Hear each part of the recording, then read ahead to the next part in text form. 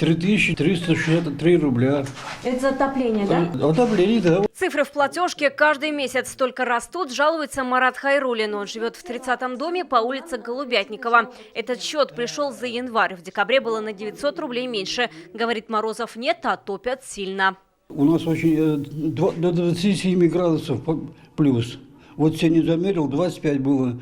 Вышли погулять, мы открываем балконную дверь и на кухне жарко. 6768. У Александры Музыченко, жительницы этого же дома, тоже на 1000 больше, чем в декабре. Удивляется таким цифрам. Сейчас же зима не холодная, жжет вообще по-страшному. Такая же ситуация и у других соседей. У нас вообще за квартиру пришло 8500, свекровь сказала, это очень много. Так жалуются в Госжилинспекцию жители Казани, Челнов и Нижнекамска. Повышение связано с летним увеличением тарифов на 4,4%. И теплоэнергии по сравнению с декабрем потреблять стали больше, заявили в Минстрое. В Казани на 27%, в Челнах на 30%.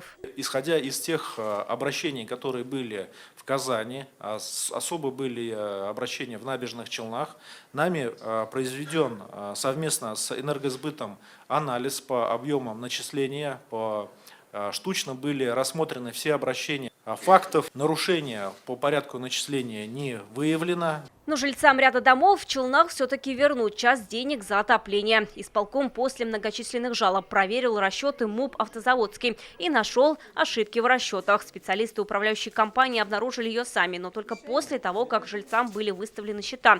Так, за переплаченные услуги ЖКХ татарстанцам в прошлом году вернули 6 миллионов рублей. Поступило более 3100 обращений по начислению платы за жилищно-коммунальные услуги. Проведено более 1000 проверок.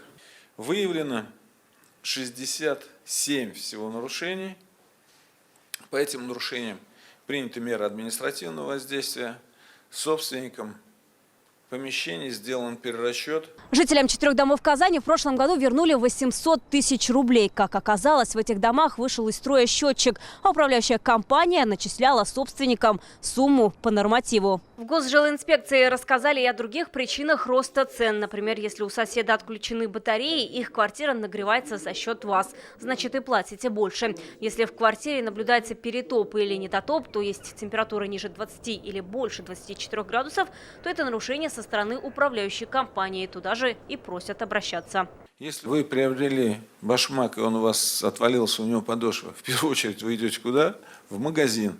Сдаете его туда. Вот они вам предоставили некачественную обувь. Здесь то же самое. Если там не помогут, то, следуя сравнениям Сергея Крайнова, за ремонтом обуви нужно обратиться в Госжилинспекцию. Вероника Кайнудинова, Игорь Романов, ТНВ, Казань. Закажи рекламу на ТНВ. Телефон в Казани 5 705 100.